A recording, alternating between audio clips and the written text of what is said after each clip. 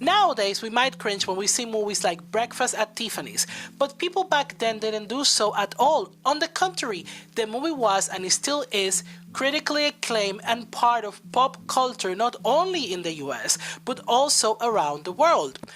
But what was happening in the world that made Mickey Rooney's racist performance look so funny and harmless? I mean, it was the 1960s after all, and a lot of the post-colonial and race studies literature that we read nowadays is even from before the 1960s. Then why did that movie happen? What made not only the actor but also the directors and the producers decided that, hey, that was a good idea? And similar movies happen long after the 60s and are still happening to this day that have this type of dehumanizing and racist portraits of marginalized communities. Who creates films affects what we see cinema and the perspectives we see presented in those films.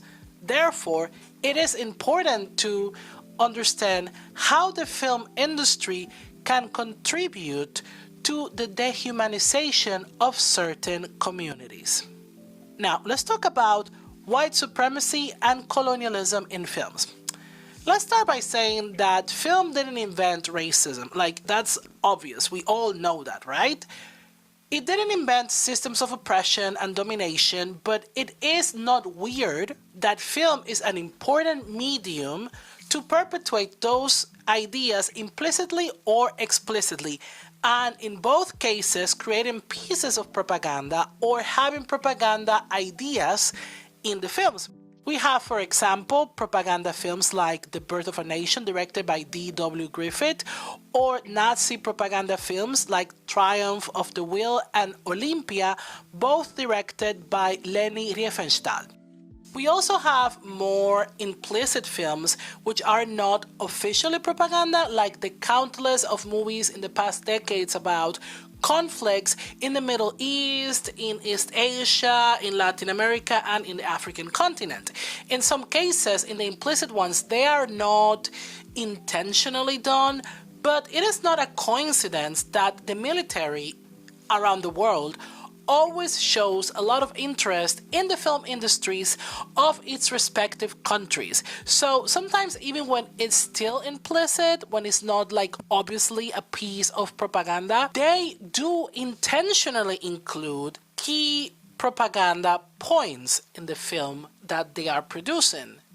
Lately, there has been a huge push into making films more inclusive and aware of racism and prejudice, and to see the mistakes from the past in a different light, but good intentions are not enough.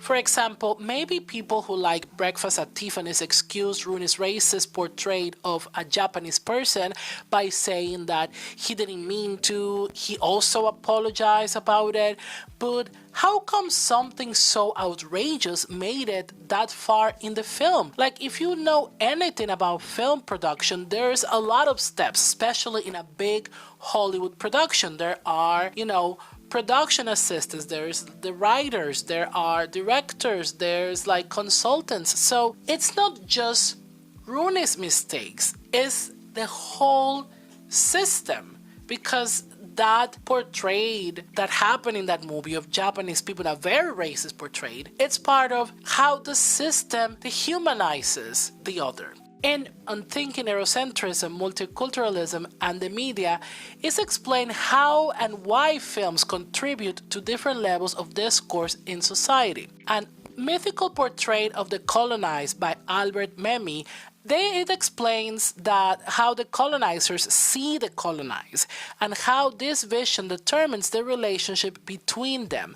The only reason why the colonized exist, according to the vision the colonizer has of the world in relationship with the colonized, is for the colonized to become profit for the colonizer. But this relationship is quite contradictory, it's full of paradoxes, because at the end, the colonizer will always see the colonized as inferior, lazy, and just subhuman, who has no right to be free, hence have no control over their destiny.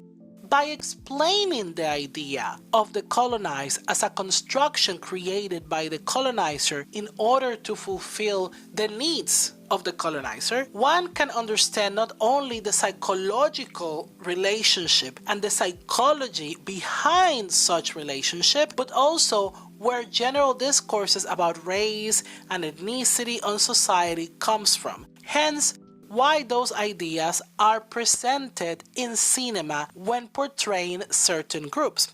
Also in the book on thinking Eurocentrism, multiculturalism, and the media, it talks about the myth of the West. So the West is not just a geographical term, it has transformed into another way to define who the other is, and this concept is clearly presented on how non-Western cultures are presented in art and in cinema, according to this book. When something is considered non-Western, it affects the way that thing or that person or that culture is valued, especially by Western cultures. For some, colonialism happened hundreds of years ago. Why do we need to talk about it? You're so annoying. Why is it important to talk about colonialism? But it's not something that just happened hundreds of years ago. It's still happening to this day. It's continuously happening, and it's been happening for hundreds of years. I mean, it's happening right now as we speak. And also a lot of structures, models, perceptions, visions of the world, and the way we organize the world are not only a consequence of colonialism, but also they are a product of colonialism and white supremacy. Colonialism and white supremacy affects not only how we see ourselves, but also how we see others. So it is quite naive to think that there is no relationship between society, colonialism, white supremacy, capitalism, and cinema. Like, social discourse is not only reflected in cinema, but cinema also helps to perpetuate stereotypes, ideas, and myths about certain communities. And as I explained it before, it also becomes a tool of propaganda and white supremacy, intentionally or not that intentionally. Of course, way before Mickey Rooney's racist portrait of a Japanese person, those ideas about East Asian people were present in North American society, including a long history of racism against those communities and imprisoning more than 120,000 Japanese Americans in concentration camps between 1942 to 1945 by the American government.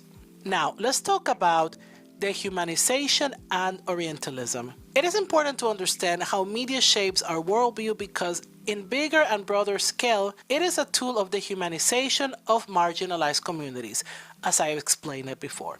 For example, the intense dehumanization of people who come from the Middle East by countless movies, TV shows, etc., from more subtle forms to more direct and extreme forms of dehumanization.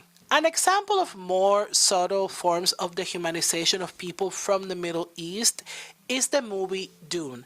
And I will be referring to the movies because I haven't read the books that these movies are based on.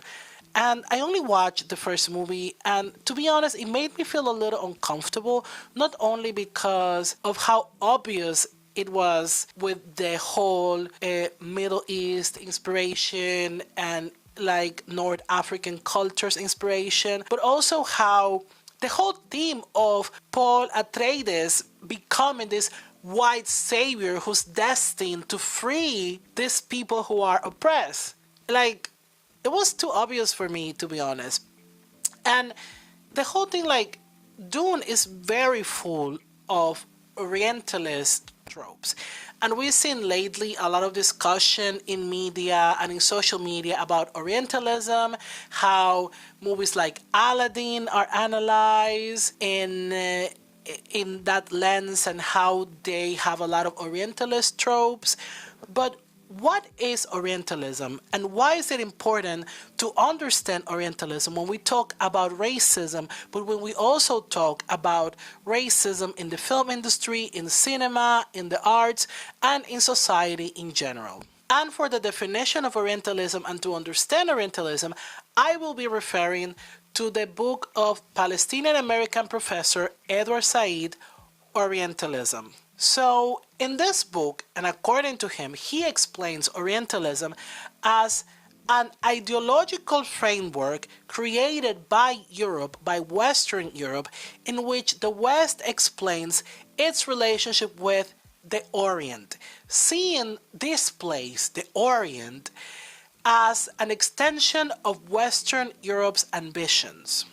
And I'm going to share some quotes from this book because I think they're really, really important to not only understand how Orientalism works, but it's also very important to understand how we see these Orientalist tropes not only in the film industry, but also in our society. I am still reading the book. I haven't finished reading the book, but I strongly recommend it nonetheless. I want to take a quick parenthesis. I use a lot of books for my episodes. So if you want me to review books, if you want me to talk about the books that I use for my episodes, let me know in the comment section. Let me know if you want me to review books, if you want me to review and discuss the books that I use for my episodes. Just let me know in the comments. And also if there's a book that you recommend, also let me know. I have done a few book reviews in my Patreon. I have reviewed like 2 or 3 books there. So you can also check out my Patreon if you're interested as well. So I'm going to read one of the quotes here. The Orient is not only adjacent to Europe, it is also the place of Europe's greatest and richest and oldest colonies, the source of its civilizations and languages, its cultural contestant, and one of its deepest and most recurrent images of the other. Another quote for the book. Taking from the late 18th century as a very roughly defined starting point, Orientalism can be discussed and analyzed as the corporate institution for dealing with the Orient, dealing with it by making statements about it, authorizing views of it, describing it, by teaching it, settling it, ruling over it. In short, Orientalism as a Western style for domination, restructuring, and having authority over the Orient. Going back to talk about the movie Dune, and just a quick note, I haven't watched the second movie, as I mentioned before, and I will not watch it not only because of what's happening in Gaza, but also because I felt weird after watching the first movie. And again, there are much more Orientalist movies out there that are more offensive, especially all of this like whole huge genre that started happening of movies after the invasion of Iraq and the invasions of Afghanistan. Dune is just part of the huge tradition of Orientalism in the Western film industry and how it directly or indirectly contributes with perpetuating Orientalist ideas and the dehumanization of those communities.